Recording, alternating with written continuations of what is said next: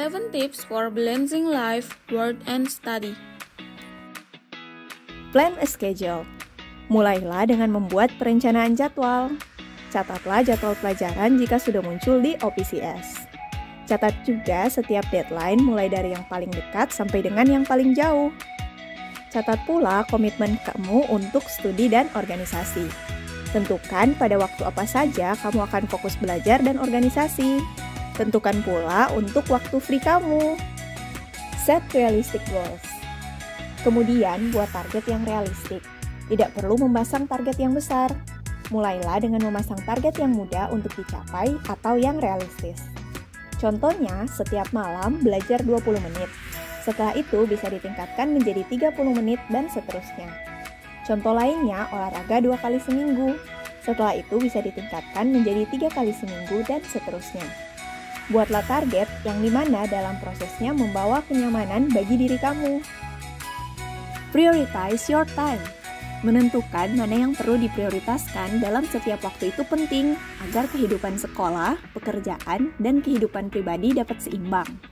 Setelah membuat jadwal, daftarkan tugas yang perlu dikerjakan duluan dan yang harus dikerjakan setelahnya, dengan mengurutkan mana yang paling penting.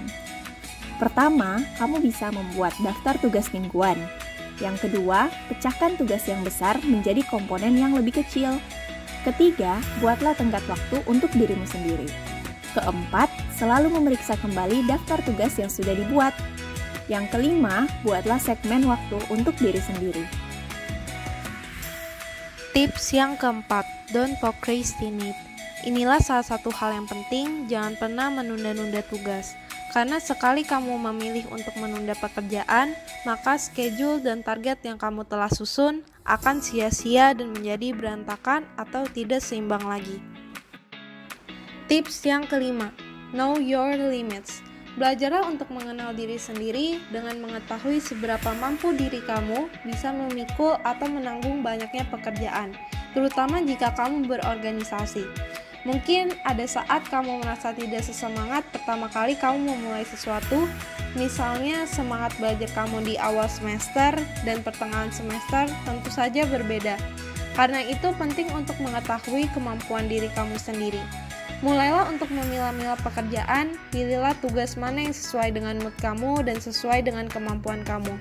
Cicilah itu terlebih dahulu agar meringankan beban kamu. Selain itu, jangan menyepelekan waktu refreshing. Jika sudah waktunya beristirahat, istirahatlah.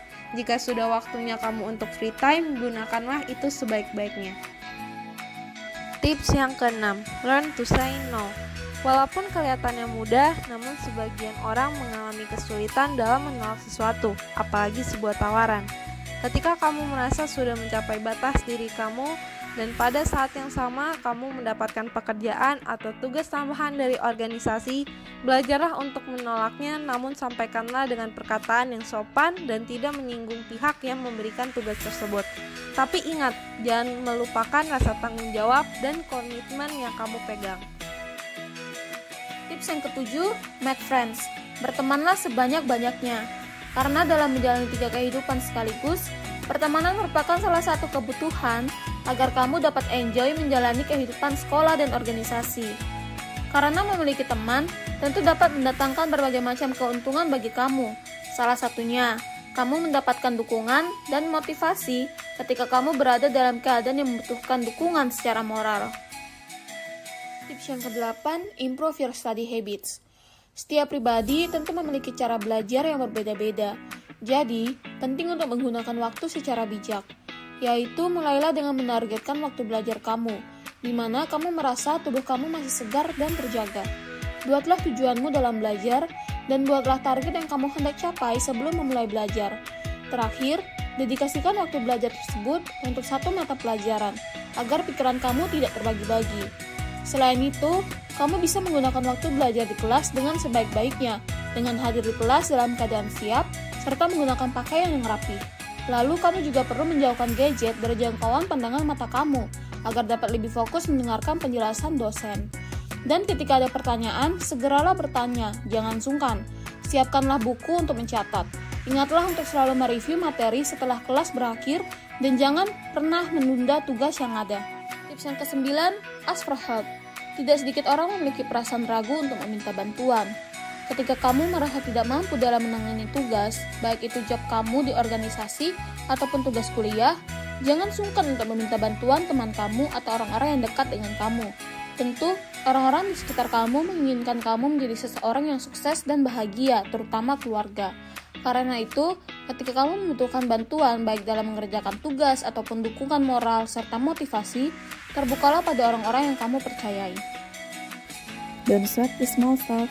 Jangan terlalu menganggap serius hal-hal kecil.